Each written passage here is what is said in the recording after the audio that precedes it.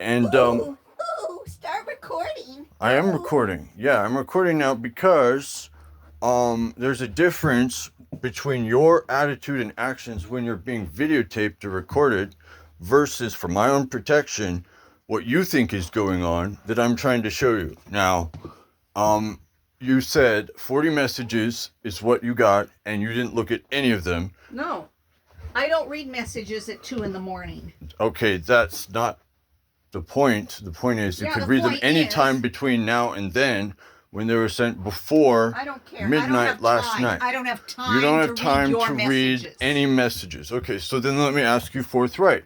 I am working without a floor downstairs that I need to clean. It needs cleaned all over it. And there's carpet squares outside I need to clean. Basically, I can't function. 5 months ago. And that needed to be cleaned and you didn't do it then either. You just said the whole 5 months ago, the last 3 months, of which I was incapable of doing anything, and you had all the time in the world. The last 2 months? Yes. And the last 2 months you didn't do it. You wouldn't do anything. That's because I'm bankrupt and you're holding me hostage.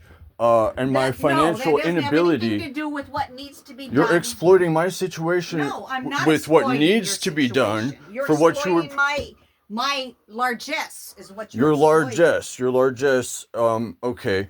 Whereas I'm a victim in this situation, bankrupt and being unable to get what I need to do. Well, you can go back to being homeless. So you just threatened me again with homelessness illegally. With no sense of responsibility.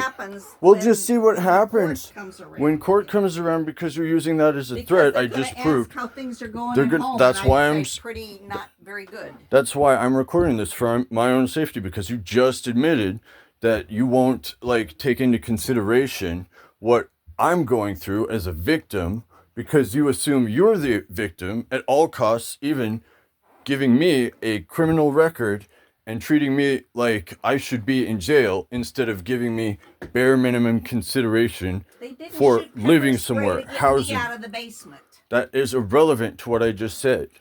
You can't help yourself. And I'm just asking for $10 right now, or $20, or some good faith and credit, despite the fact that you just got me 2 shoelaces. I can't eat or operate or work on them. It's after 4 p.m. I told you that before. You didn't want to get gone. You wanted to wait until it was 4 p.m. before we got leaving. I was ready and you weren't. You were ready and I wasn't, because that's irrelevant.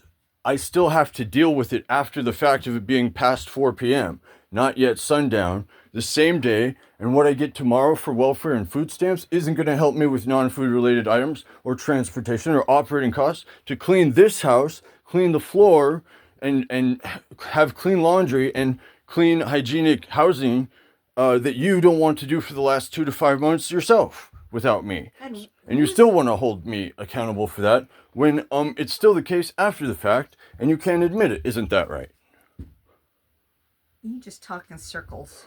You just talk in circles too. Now, can you give me $10, 20, or 10 credit, or 20 in credit? Get out of here.